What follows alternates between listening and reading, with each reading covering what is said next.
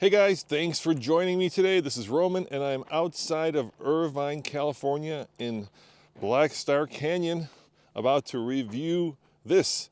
So if you hang with me, we're going to take this brand new 2022 Mercedes C300 for a ride. But before we do that, we're going to sit in the front, we're going to sit in the back. I'm going to show you what's under the hood. We're just going to do a complete walk around because the Mercedes C-Class is one of the most popular Mercedes sold in the entire world.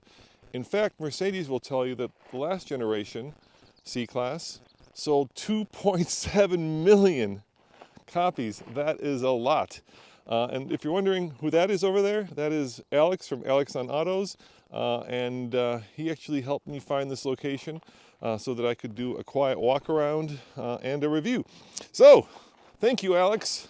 Appreciate it, dude. I'll zoom in on him. There, you can see him now. He's filming as well. Anyway, let's talk about this car and let's talk about what makes it unique and special. First and foremost, we'll start where we always start, and that is, of course, with styling. So, as you know, or if you've been following TFL, you know that recently I got to drive, well, not that recently, but not that long ago, the new S-Class.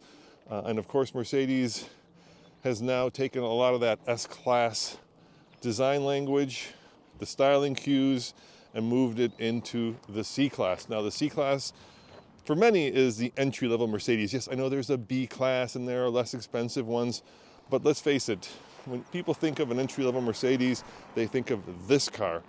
And it's, you know, for Mercedes, relatively affordable. At the end of this video, I will tell you how much this one costs, because this one is fancy. They gave us the one with all the bells and whistles, but it starts out at $43,000, and it gets significantly more expensive as you go into all of the bells and whistles.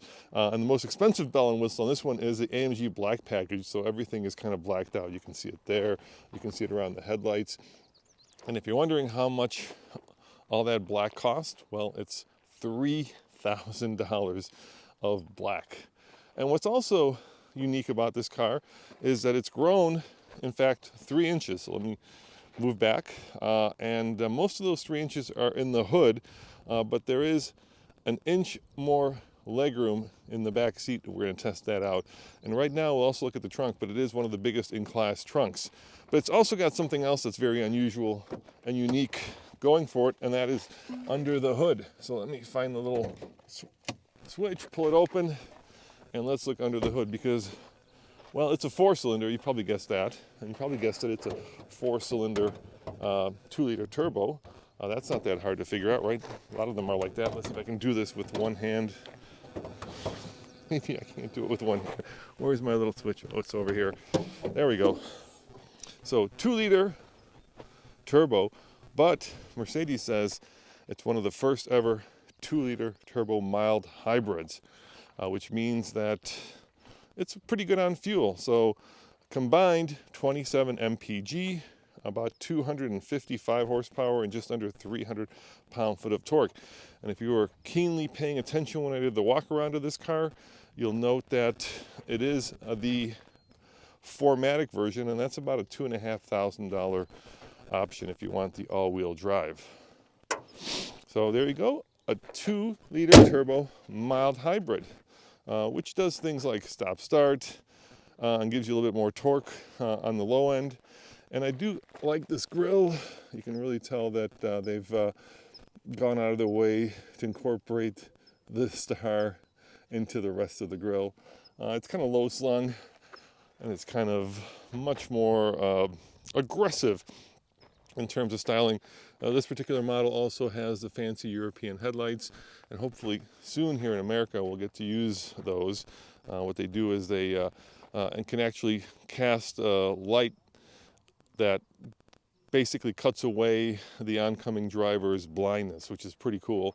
But we've got some very stringent requirements for lighting. Some would say too stringent, and that's become a problem, letting us not get the newest and greatest technology. The other thing I also like is, are these real or fake? Let's find out together. I'm gonna bet they're fake. Let's see here. Oh yeah, completely fake. But under there somewhere is where the exhaust comes out, right there. Yeah, but these are now no longer functional. The first time I saw that was in an Audi SQ5, and now Mercedes has also done that. The Germans tend to kind of copy each other when it comes to design language, or at least design trends. The trunk is one of the biggest in class, so you'll note that tons of room. I've got a roller bag and I've got my camera gear, but I could easily stow a big bag in here. And then, of course, this little button probably will flip the seats. There you go. It looks like a 40-20-40 split. So let's jump in the back and see how much more legroom I have in the new C-Class. Now, if I'm being real, and I'm always real, and you'll probably note that the roof line isn't quite as steep as many of the modern cars, so that means that there should be more headroom in this vehicle. And the other thing I'm going to be real about is, let's face it, many people will not buy this Mercedes. They're going to end up leasing it. It's just kind of the second buyer who actually puts down the money to purchase it. So I don't know if I'm sitting behind myself at this point, because the seat does sometimes move back when you open the door for easier ingress and egress. But in general, we've got this optional dual pane, bigger sunroof, and not terrific amounts of headroom, but not a bad amount of headroom. And I think the seat is about as far back as you can get, and you can kind of see where my legs are. So 1 inch of extra legroom translates to, well, you said, what it translates to. All right, let's hop on out and let's look at the business side of the vehicle, which of course has to be the driver's seat. Now, the first thing I noticed when I got in this car this morning is that this by far has the fattest steering wheel in the business. Oh, I mean, this thing is just incredibly thick. Look at that. And I love that. I love me a thick steering wheel. And of course, like many of the other Mercedes, they've taken this kind of almost aerial, biplane approach to putting their controls on two different stalks. And this is one of the things I don't like. Same thing with the seats. There's no longer separated buttons, right? It's just one button. So if you want to hit the one, you're hitting the whole thing. And somehow, because they're haptic, the control knows which one you're hitting. But it's a little disconcerting. I would just like to have one button that actually goes in. But in general, the interior is a much nicer place. Let's start the car up. Should we let some light in? Once again, same thing. You gotta just pull back to open the sunroof, like that. And let the sun in. And they've done a really nice job in taking some of that S-Class chicness and moving it into the C-Class. So all the materials that I touch feel expensive. I mean, I love this kind of beautiful pattern, and what I'm guessing is, it's not even faux carbon fiber, it's just, I bet, plastic. But look at the way these vent controls click and move. I mean, that's just beautiful. That's just like engineering, German engineering and precision at its best. I love that feel of that. It's very satisfying to use. And we've got white leather, of course, and then we've got these incredibly intricate Burmeister speaker covers, which are in themselves almost a work of art. So that I do love. Another thing that I'm not overly in love with is the fact that if you want to charge your phone, you got to put it under there. And if you're trying to use navigation, it's not the best place to have a phone. In fact, I would dare say I'd be hard pressed to find a worse place to hide a phone in a vehicle. And I know you're going to say you're not supposed to be using your phone, but let's face it, a lot of us use it for many things, or our passengers use it for many things, and hiding it under there if you want to charge it is not a grand solution. Now, this car does come with the camera package, so let me hit the camera button. And the cool thing is you've got the 360-degree cameras that let you, come on, give me the cameras, that let you see what's going on around the car. There you go. Look at that. You could see where the car is parked. That is like Hollywood movie magic, isn't it? Because there is no camera behind this car, right? All the cameras are built into the car, and yet this kind of bird's eye view lets you imagine that there's a camera that's somewhere over here floating above the car, and I think that's pretty darn cool and very useful. In fact, when you're parking in a tight spot or backing up into a tight spot, you can see exactly what's going on. Some of the other cool features that this vehicle has is, of course, Apple CarPlay. Here we have our I'm not going to say autonomous driving, but lane basically keep, so that you can set the proximity distance to the vehicle in front of you and then let the car basically steer itself as long as your hands are on the wheel and you're paying attention. I also do love this material. I'm not sure if that's wood or if that's plastic, but I guess that's part of the fun of it and the point of it. If it's so well done and you're not sure which of those two it is, then Mercedes has done their job right. So how does it drive? Well, there's only one way to find out. Let me put my seatbelt on, and we'll take it just for a brief drive and talk about driving dynamics of the new C-Class. Typical Mercedes shifter, put it in drive, put my sunglasses on, and let's hit the road. Oh my gosh, that is a thick steering wheel. I do love that. Now, 9-speed automatic, which helps with fuel economy. Like I said, 27 combined. And according to Mercedes, we're talking about 6 seconds from 0 to 60. Now, we have yet to confirm that ourselves, but that's what Mercedes says. And of course, we have different drive modes, so we can go from comfort to Sport Plus to individual to economy. So I've got it on Sport Plus, as I think most people will drive it in, or maybe comfort. But let's give it a little bit of the beans. Yeah, it's not bad. Throws you back, and of course I'm quickly going to exceed the speed limit, so we do not want to do that. But we need a little bit of a curvy section of road to just find out what the driving dynamics are like. Now, the thing I love about Mercedes is there's always a sense of solidity when you get behind the wheel, right? You feel like this thing is made from one piece of metal instead of thousands of different components. And I think this new C-Class has taken that to a new level. Not only is the interior styling much more chic and much more stylish and much more, well, dare I say it, expensive, because the car is expensive. I'll tell you how much this one costs, like I said at the end of the interview. But that kind of feeling of everything being exactly where it should be. So, you get into a lot of cars and there's rubbing and screeching and all kinds of funky little, let's go left, all kinds of funky little weird noises. Not in this vehicle. I mean, they've really done their job. All right, so engine's a little harsh, but it pushes you back in the seat.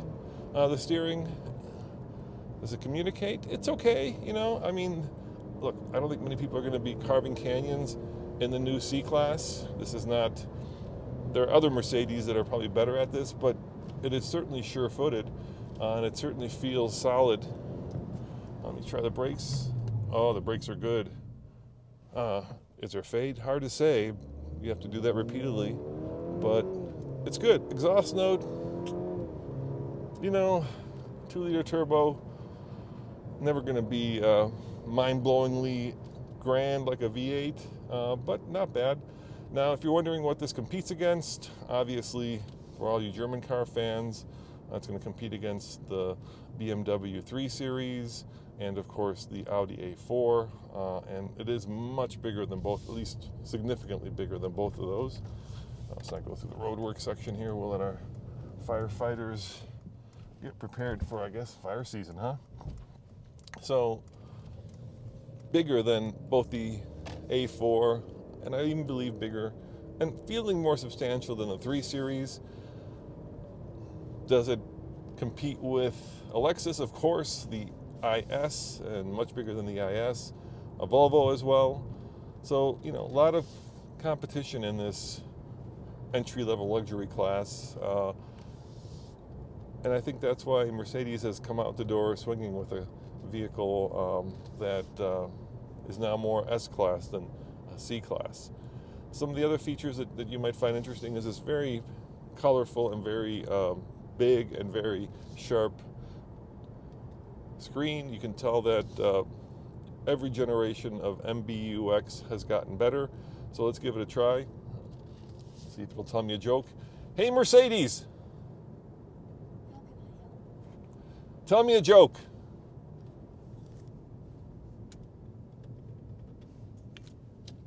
German engineers don't joke with cars. Thank you. Hey, Mercedes! How may I help you? Tell me another joke.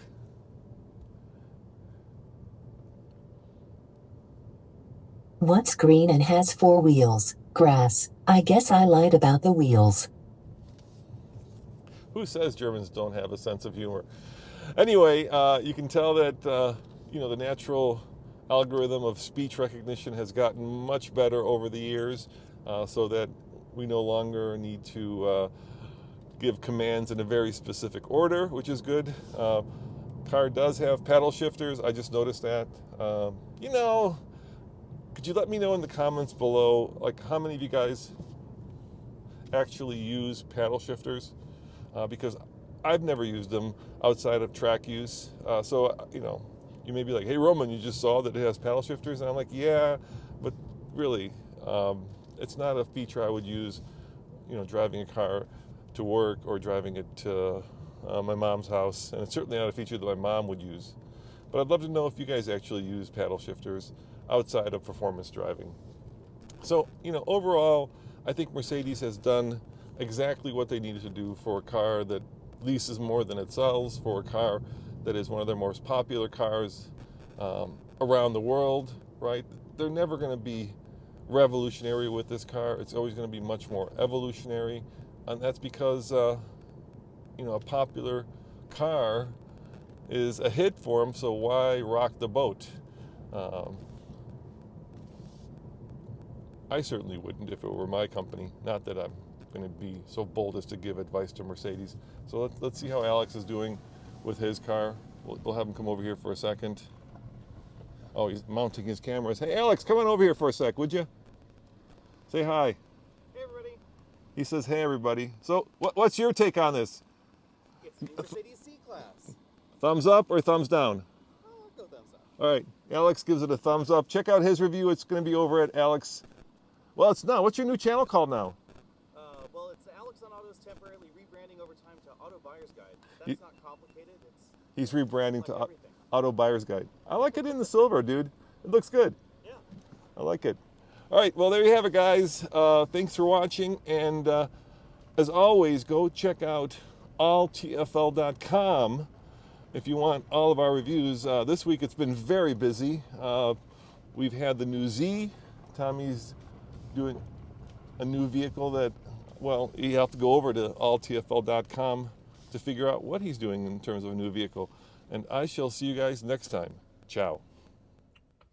Oh yeah, almost forgot. This car, as tested, is $60,000. Now, that is breathtaking. Starts at 43, but when you get all the bells and whistles, including the cool headlights, the all-wheel drive, all the blacked outness, nice interior, cameras, you're at $60K.